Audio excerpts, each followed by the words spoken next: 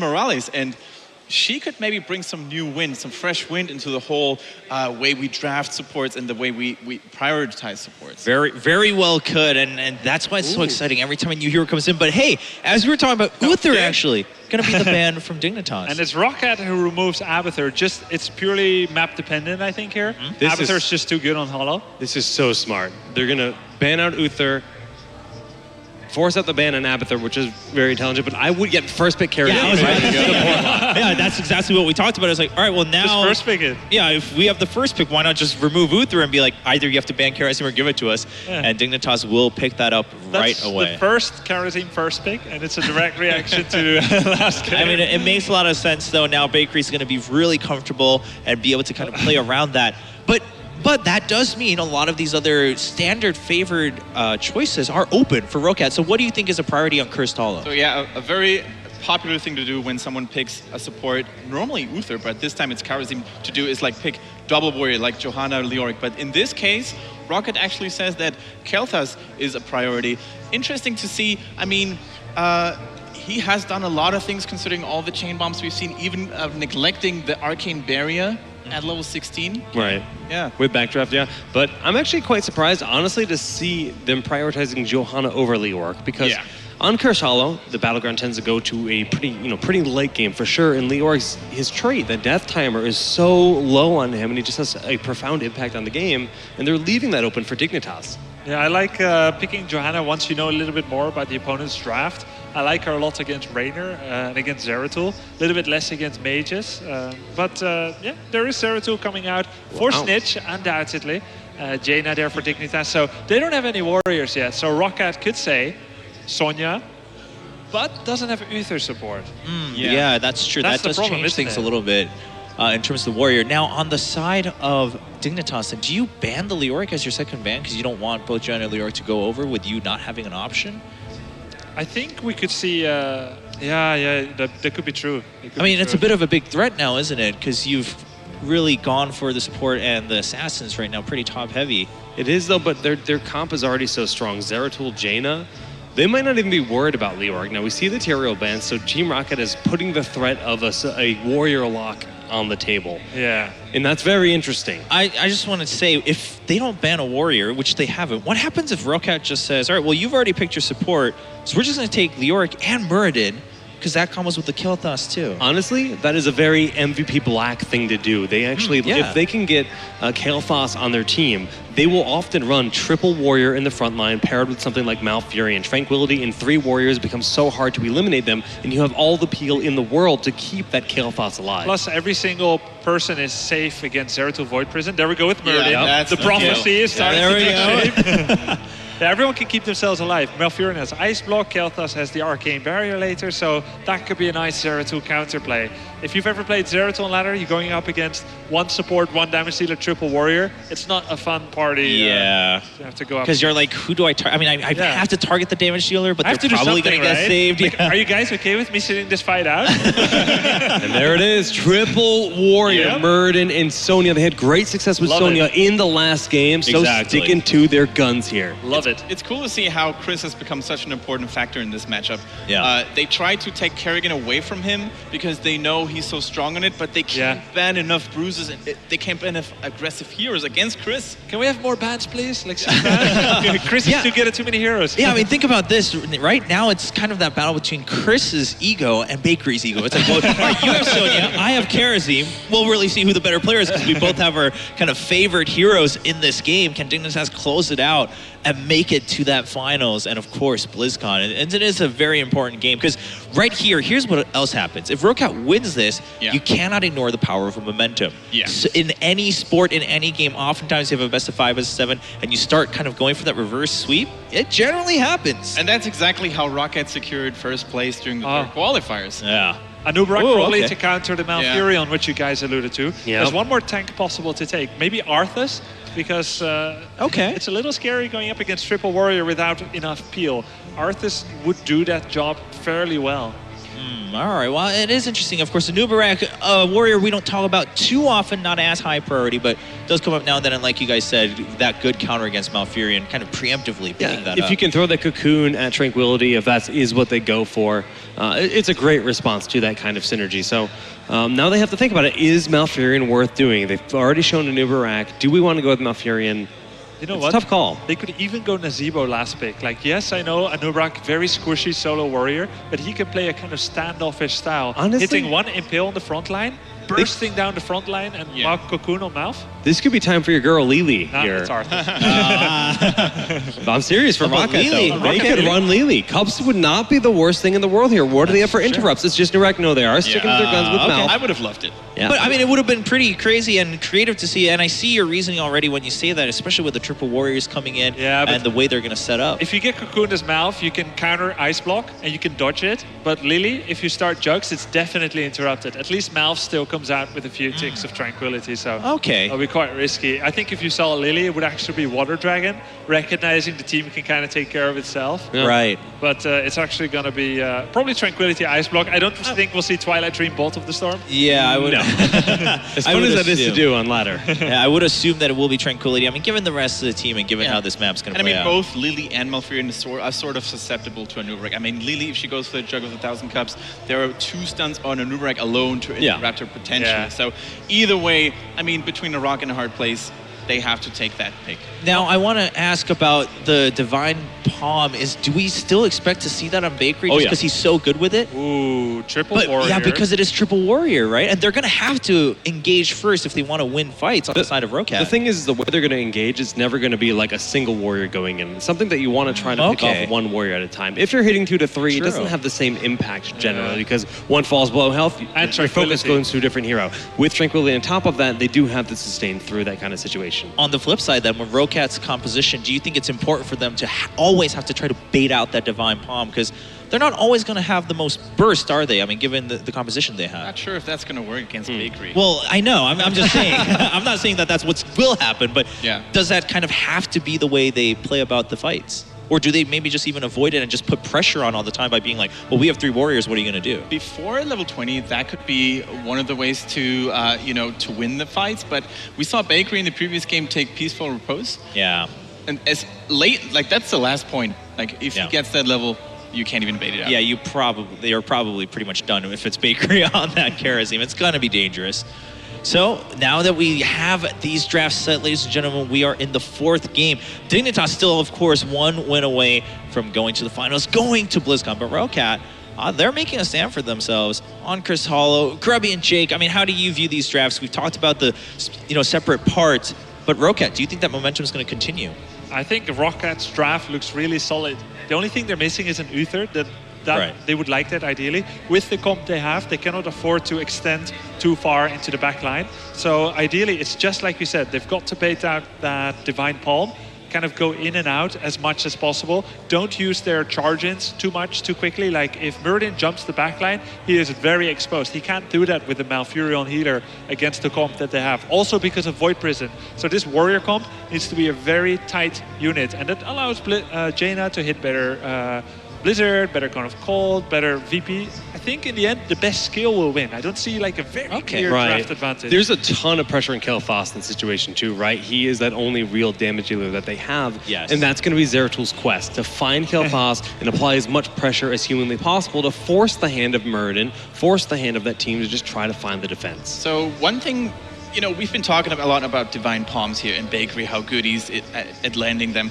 But against a triple warrior comp, what about the meaning of 7-sided strike? Is it good? Like maybe for the players out there as well, if you face a triple warrior comp in solo queue, for example, how would you guys rate the 7-sided strike there? I believe whatever Bakery will do will be the best. That's a safe answer. I like it. 7-sided strike has plenty of potential, right? If Murden does go in alone, then yes, it's going to be incredibly impactful in that situation. You could even see like Zeratul jump in, do any kind of VP that he wants, doesn't matter who he actually locks out.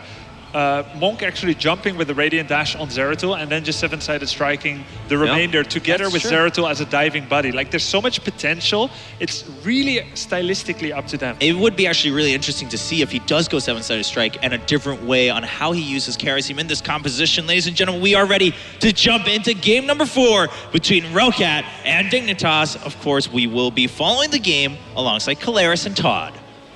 It's time to get into Cursed Hollow for game number 4. And Todd, I'm feeling it. I'm feeling the ROCCAT resurgence. I'm feeling them taking off at the speed of light here and being able to make the recovery. The triple warrior lineup that they're exhibiting at the moment, I thought that it was going to do well in Infernal Shrines. I figured that maybe Team Dignitas would try and respect that position, but they didn't ban out the Sonya, and now they're going to have to face it again.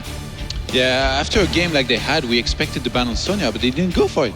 Nope, doesn't seem so. So let's get into things. Cursed Hollow game at number 4 here with Team ROCCAT starting off over to the left-hand side with Chris on Sonya, Sports Billy on Johanna. We have Shadowmare on Malfurion. Hasu Obs is on Kael Fass. And finally, we have, who's up to the top? It's Zokke on Muradin.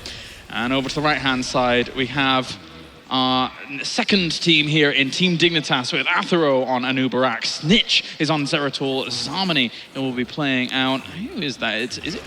Yeah, okay, it's Arthas. Some of these skins are fantastic. And ADRD finally going to be on the Jaina with Bakery on Kerosene. Yeah, this composition here is really interesting. There's going to have a lot of there's going to be a lot of stun and lockdown potential with Howling Blast on Arthas, Burrow Charge and Impale on the Nubarak. Jaina obviously can slow down people and kill them. Again, the performance of Zeratul is going to be very important once again, but Sonya in those fights could come in really handy. And Rhaegar, who's 1-7 right now in statistics so far in this tournament, was not even selected in the end. They went for Malfurion instead here, and I think it makes perfect sense for ROCCAT to have gone for this. Yeah, certainly help on out. Tranquility, if it's allowed to go through from the Anubarak, will heal up and keep a really strong sustained position here for the front line, allowing Kael Fass to be all the more effective once he's not being jumped on. It's interesting actually to see a little bit of a different talent here at level 1 by the Anubarak with the extended spikes being selected here. Yeah, just buffing his Impale a little bit further in terms of the range, and I think it might be a reaction. Oh my god, Jaina ends up blowing up here very, very quickly from Zokke, who extended quite far, but he gets himself the kill. But going back to the extended spikes, I think it is in aid of trying to get onto Hasu Orbs. I mean, going for regen globes can be all good and dandy here with Regen Master, but there's nothing quite like having a little bit of extra utility available to you to get to that squishy inner. In this case, ROCCAT, this is definitely one of the maps where I think in terms of, having a lot of decisions to make and sometimes playing it slow, pulling back, playing the objectives, playing the camps, they're going to be able to take a lot of good ones, and they already start having some kind of experience lead early on in the game. Yeah, really good start for them, indeed. All the better here for ROCCAT, who needs to even up the odds. They've already got themselves one tower. They've got themselves all the ammo from one of those towers as well up towards the top. So they're not too bad a start. Sports Billy gets slowed down here. The thing is that Dignitas, yeah, I think there's a lot of momentum in Heroes of the Storm, and after losing a game like that and going up against it in exactly the same composition, you don't let demoralization hit in. You can't let that happen. We see again a Nubarak here, mixing in those talents very nicely on level 4, but there is going to be a huge rotation here at the top. Hasu is going to fall instantly. That's why you get extended spikes, man. That was perfect to be able to catch themselves the Kael Fass, and that is going to be exactly what they want. They want the gooey center of the composition to fall away quickly for ROCCAT. Teams might be getting a little bit nervous here, actually. Jaina getting caught this early on in such an important game here like this, and then Kael Fass. Very uncharacteristic mistakes on a map where lanes are very far apart, as opposed to some other ones, like Tomorrow's by the Queen, for example. You're supposed to have enough vision on the minimap to know when people are rotating and going for you. And more uncommonly, we do see Sledgehammer being taken without Perfect Storm. So, Bakery's going to Radiant Dash away there to ADRD, quite far forwards against this Tribute. But this is going to allow Muradin, with that Sledgehammer, to get really good siege damage going throughout the entirety of this game. It's going to be nice, actually, later when he levels up in particular. It's going to be doing so much damage here. I mean, something that a lot of people alludes to is that not only does it help in the buildings, but it also helps when you're going up against a boss, and it allows you to take it faster. But that's already a good engagement here by Team ROCCAT on towards 4 members up towards the top, but they've actually trying to challenge that here with Snitch on the backline, always threaten that possession of Hasu Orbs, tries to go for it. Oh, he actually blinked in. Usually with Zeratul, when you're blinking into 5 heroes like this, you're gonna fall very quickly behind this, and now ROCCAT, this is a big win here for them. Snitch overcommitting here on the Karthage, trying to get him. Now with 2 snipes, ROCCAT, surely they're going to be able to get that tribute. And behind this, Resume soaking. They're even going to chase down on this Arthas and get him. Very, very nice stuff here for Team ROCCAT to start off in this game number 4. And, you know, you can't let it spiral out of control. They've already got themselves a great position here. And not only that, it's full Condemn build coming out at the moment from Johanna, with even over to Piercing Bolt. Follow through for Sonya. So still the same build coming out from her from the previous game. And it can do a lot of damage. Yeah, right now ROCCAT, they're definitely in the driver's seat. I mean, you predicted here, you thought they would do really well here in this game with the Sonya that they drafted, and so far it's definitely proving to be true. Dignitas, they're gonna have to hang in there. They're gonna have to play a little bit of catch-up, play a little bit passive here themselves, up until the point they can eventually take a good fight here, potentially. Chris just rotating around to help out Sports Billy. Easy Camp's going to be taken because the tribute was taken towards the top. You know, they could even just delay this out for a little bit. As you can see, there's Shadowmare waiting to time this out just in case that tribute is towards the bottom. It will help them in terms of having map control and maybe some even guaranteed fort damage. Yeah, I mean... Oh, perfect. Yeah, it's really good timing here, actually, to do this. The fact that it's at the bottom, though, you kind of covered that earlier. It's a little bit unfortunate. If it had been at the top, then it would have meant that ROCCAT would have had to left somebody at the bottom to defend properly against this, but you can always get lucky. Never lucky, you know, baby rage. Oh, there's the Iron Skin actually popped on towards Johanna. She keeps herself well and truly away from all of that CC. Athero actually burrow charges away there from a position that he wasn't necessarily in too much danger, but already Bakery going on towards that tribute. Going to be able to get himself one shield flare. In the last second. Very nicely done, but at the same time they did lose themselves Sonya to the left-hand side, so I think it's going to be difficult here for ROCCAT. I think they have to back off. Yeah, I think they realized that here as well. Just going to be pulling back. It's going to be 1-for-1 here in terms of those tributes. And from there, we just see, I guess, mostly the usual talents here that I picked on most of these heroes at level 7. Anything that stands out here, you think? Ice Lance comes into mind. I mean, it's become more common here on Jaina's, but it's just allows for the machine gun ice bolt from Jaina here. So the ice machine gun. Yeah, ice machine gun, man. I love it. It's very, very powerful. As long as you hit it, of course. Yeah. You've got to be good at hitting skill shots. Notice actually how it's once again Arthas and Jaina on the same team. Yes. Arthas, Jaina, and good old Karazim. Oftentimes when we've seen Team Dignitas running this composition, they've been able to get victories, but it has been coupled up with, you know, different compositions that we've seen before. So Anubarak is less common in this comp for them. Oh, Spot Billy is going to take a lot of damage. He's actually probably going to go down here as well, just before the tribute comes up. ROCCAT is already level 10 here, though. Dignitas, I don't think they can fight just yet here without level 10.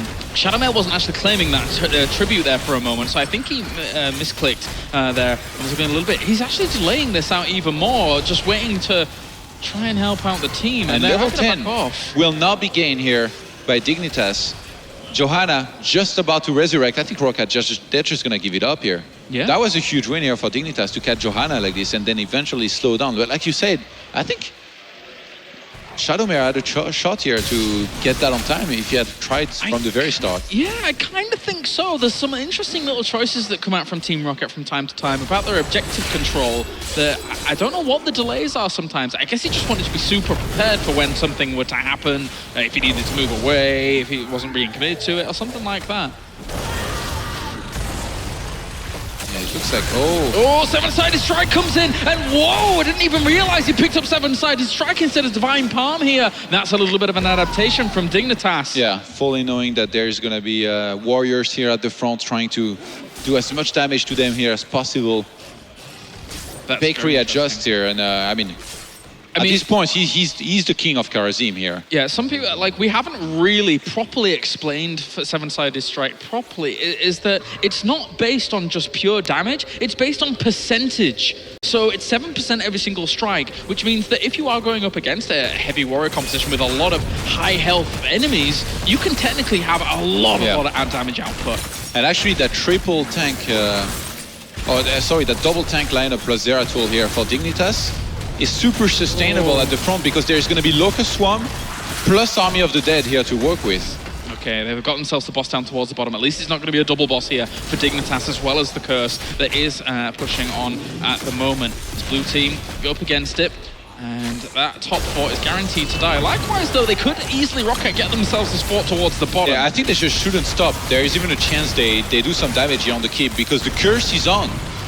Defense is going to be really difficult. Oh, look at them. They're going to go soften up the wall if they know that their opponents aren't actually doing this. This is a really cool move here by them because it means later on, softening up this wall this early on, allowing that port to go down to the boss. And then it forced them to pull back. That's when you're Cursor cool. in this case, you have to go and defend. There's no other way around it. They would have lost the keep if they hadn't come back here. Yeah, that was... They're going to go for a fight. Bit of a threatening pose. Howling Blast actually hit 3 of them. A lot of damage being done. 7-sided strike comes in to try and soften the wall up, but it's not going to be enough at all here. The Snitch is also on the back foot. Sokka's trying to chase him on down with those mini stuns there from the avatar form. Johanna on the left-hand side also goes down. 2 for 1 at the moment, with Zeratul still being able to get away. Malfurion's going to explode. This boss is still full health, Todd. This could get keep. Yeah, huge overextension here by ROCCAT. They knew that Dignitas were going to be there, and now they almost get fully wiped out. Only Muradin is going to live on, but he's not going to be enough here to really do much here against this. The keep's going to go down, and the boss is going to head straight here for the core. That is devastating here for Team ROCCAT. They were in such a good position with this triple warrior composition, and then all of a sudden, after all of that gone down, with the Curse, with the boss kind of mechanics as they came out, and all of that was forced because Dignitas went past the forts to try and put pressure onto that wall. Really cool move from Dignitas. Yeah, they quickly recognized that this wasn't going to be enough here, though, and you don't want to commit here to your opponent's score too early. Remember, they did lose a keep at the bottom here. If they start losing a few more, then ROCCAT equalizes that experience count, and you don't want that to happen when you're ahead. A very wise man here in StarCraft once said, when you're ahead, get more ahead. His name was Artosis. Oh, we're familiar with him here in Heroes. But for now, ROCCAT is up against it. They've got themselves the level 13 talents coming in to help them on out, of course. But at the same time, now Dignitas, with that level lead, means they will hit level 16 earlier. So those talents coming in soon could certainly spell a bit of doom here for ROCCAT. Bakery is really impressive, I have to say, on Karazim. Every single time he's on point with the ultimates. Even with his dash, always timing it perfectly for the escapes to go in to help. I mean, really a lesson on how to play this hero. It kind of makes sense, right? If you're going up against a triple warrior lineup, right? Your opponents aren't going to have anywhere near as much burst damage as usual. This rotation on around. Johanna is guaranteed to fall here with the Iron Skin, trying to be popped. She's trying desperately to get away. She's just going to die. That fort's going to follow. And even though ROCCAT here, they should be able to get a second tribute, potentially. No. Looks like Dignitas want to try and rotate here to prevent that from happening, but I'm not sure they're going to have the time here. If Malfurion tries to capture that pretty much immediately, he's not even going to bother. Yeah, they're going to get there. They are going to get there.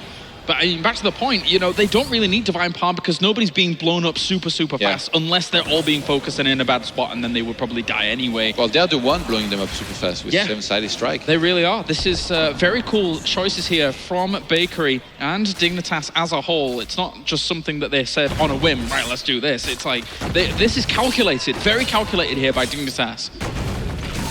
Chris not quite able to have the same impact here in this game as he had in the previous one so far. But now level 16 was acquired by ROCCAT. We're going to be even on talents here. And 1 level is the smallest difference here that you can have in this game. Looks like ROCCAT, they are so eager to actually fight here. There's only 2 heroes very far the front by themselves. They just got level 16. They don't want to allow them to extend the lead even further here, but they've already got good lockdown on towards Zoki. He will dwarf toss on out. Sonya trying to come from the left-hand side, but already the ice block was popped there to try and keep him alive. Big AoE damage coming down from Kael'thas here with the chain bomb, catching them in this little kind of choke point that they're already in, and Zarmany has to get away in the back. Arthas goes very late to the party here. Pops Army of the Dead is a stone skin as well here. He's trying to survive while his team does the rest of the work. Breath of Heaven really doing a lot of healing during all of this. But again, the chain bomb, they have to abandon the 2 at the front because they were going to die off. They couldn't go closer here. And that is a 2-for-0 trade for Team ROCCAT. I'm really worried here for Dignitas because if they lose this game, they go into a 5th map after ROCCAT just won 2 in a row. They're just going to be riding so much momentum here. So Dignitas is very important here that they pull themselves together and they stay ahead in experience, and eventually they close it out here in this series with this map win. Boss is just about to come up. If they take this boss really, really quickly towards the bottom, likewise the other one's going to come up towards the top, they could, in theory, rotate around, get double boss from this point on, and then really pressure on. And also, they've got 2 tributes out of 3, so it could be double boss into Curse. And that could be potentially ROCCAT evening up the series. Yeah, I think that tributes will come in not too long here as well. So ROCCAT here, you're gonna wanna be opportunistic as much as possible. Tribute Catching spawning. the Zeratul, wow. You're not welcome even back at home here. Interesting that they didn't actually go straight to that extra boss here, as they're gonna kind of prioritize this tribute. Oh, Johanna's gonna be really delayed. She's very far behind. I don't think ROCCAT should be getting in there too quickly, but they do. And already a Water Elemental has been popped. It seems that they already understand the severity of the situation here. They do back off for a moment. Root's got, oh my god, Kael'thas explodes under the pressure there as the blink comes in from Zeratul. And the Void Prism has already been popped down. A lot of damage done on towards Sports Billy. That is a great pickup there for Dignitas though already. Getting Kael'thas like they did. They will follow that up with a Sonya kill. And now we're seeing Zocca as well, also trying to back on off with Shadowmare. He gets blown to smithereens. And that is a brilliant trade there for Dignitas. Kael'thas, the small squishy innards, gets blown to bits. They might go for core here. They might go for core. They bring down the wall. The keep was down up towards the top. And now it looks like Team Dignitas is pushing on for the victory here to round things out, to qualify themselves on the road to BlizzCon. Unbelievable little turnaround from them there. And Sports Billy is going to end up being a sacrifice here. There's not much more ways that ROCCAT is going to be able to delay this one out. And they are just going to be able to right-click the core. What a victory here for Team Dignitas after being able to take out Team Liquid earlier on in today. They take this series 3-1 in this best of 5, and they qualify themselves for the grand final and for BlizzCon.